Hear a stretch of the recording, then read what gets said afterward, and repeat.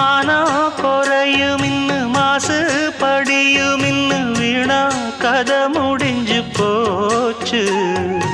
ஈசான மூலையில லேசான பள்ளி சத்தம் மாமன் பேர சொல்லி பேசுது.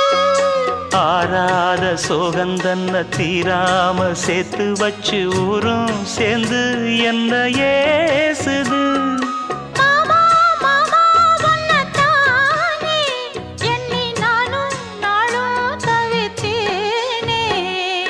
கூண்டுக்குள்ள என்ன வச்சு கூடி நின்ன ஊற விட்டு கூண்டுக்குள்ள போனதென்ன கோலக்கிளியே.